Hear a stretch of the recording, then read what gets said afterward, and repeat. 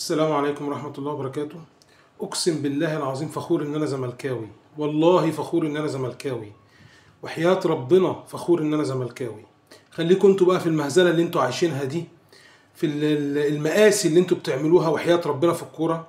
يعني أنا مش عارف انتوا فرحانين بإيه وبتعملوا إيه؟ إيه اللي بيحصل ده؟ بيلين حتى الراجل ما بيرجعش للفار.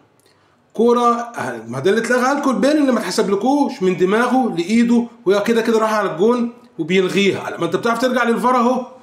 اختيار الحكم في حد ذاته مؤامره، بتفكرني مؤامره قادر عبد العظيم زمان ايام فريق الاحلام. انتوا ناس غريبه، منظومه افسد من كده ما شفتش. بتموتوا ناس، رحمه الله على احمد رفعت، بتظلموا فرق، بتضيعوا مجهود ناس، بتتصرفوا تصرفات. والمشكله ان وراكوا فعلا قطيع بيب بيب جهلويه بيسوقوا وراكوا. هي احنا كسبنا ولا دريانين الزفه جايه منين، وبنرجع نتفضح بعد كده بره وتطلعوا حصاله. ايه الماتش بتاع النهارده ده؟ فين مستواكم ده؟ احنا ماسكينكم 90 دقيقه مقطعينكم، 90 دقيقه مقطعينكم. اجوان بتضيع واجوان بتتلغي وبرينات ما بتتحسبش واستحواذ في وسط الملعب باقل امكانيات فرمنكم، وانتوا برضو بتكسبوا بفعل فاعل.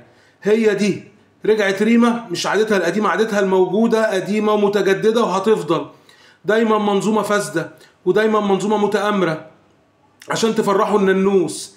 مبروك كسبتوا، ان شاء الله ربنا سبحانه وتعالى هيذلكوا ذل اوسخ من ذل كاس العالم للانديه اللي فات. يا حصاله، يا افاقين، يا جهلويه، ايه اللي انتوا بتعملوه ده؟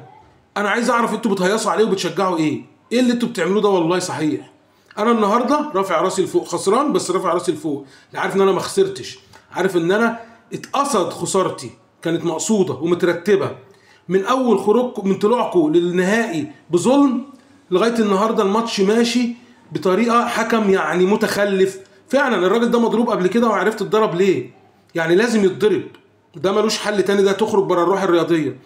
ولاعيبه في منتهى القذاره، نفس طريقه الماتش بتاع اللي فات بتاع الاهلي والزمالك برضو. كل ما لعيب يمسك الكرة اللي يرمي نفسه عليه واللي يضربه. ده انتوا قرفتونا وكرهتونا في الحاجه الوحيده اللي بنحبها، الكوره. تعالوا بقى نتفرج كده على الماتش ونحلله. انتوا عملتوا ايه النهارده؟ كان فين النادي الاهلي؟ لا شفت لكم جمل ولا اختراقات ولا تكتيك ولا اي حاجه. فين المليارات؟ ولا ليكوا وجود ولا ليكوا لازمه. برضو كسبتوا بالصفاره، برضو كسبتوا بفعل فاعل. انا بس الواحد بيعف لسانه لان عندي ناس محترمين يعني، وفي وسطهم اهلاويه محترمين انا بحترمهم وبقدرهم، لكن غير كده والله ولا ليكوا 30 لازمه، والله العظيم ولا ليكوا 30 لازمه. اجروا بقى في يناير، هاتوا صفقات واعملوا مؤامرات واعملوا كباري عشان برضو شكلكم وحش، وبرضو ربنا سبحانه وتعالى مش هيكرمكم ويفضل شكلكم معفن كده. لو انتم مبسوطين بمكسب النهارده انا فرحان قدكم 100 مره في فرقتي. لعيبه رجاله وعملوا اللي عليهم، والحمد لله على كل حال. واللي جاي باذن الله لينا احنا احلى. وانا برضو بكررها وبختم بيها الفيديو، انا رافع راسي لفوق وفخور ان انا زملكاوي جدا. على الاقل بشجع فرقه شريفه، على الاقل بشجع فرقه محترمه، مش فرقه افاقين. ربنا سبحانه وتعالى باذن الله هيخذلكم خذلان انتم ما تتخيلوهوش، والله المستعان. ما تزعلوش لعيبه الزمالك، ما تزعلوش جماهير الزمالك، والله ارفعوا راسكم، انتوا فعلا ناس محترمه بتشجعوا فرقه محترمه شريفه. خلوا بقى الجهلويه يعيشوا الدور، خليهم في الجهل اللي هم فيه ده. السلام عليكم ورحمه الله وبركاته.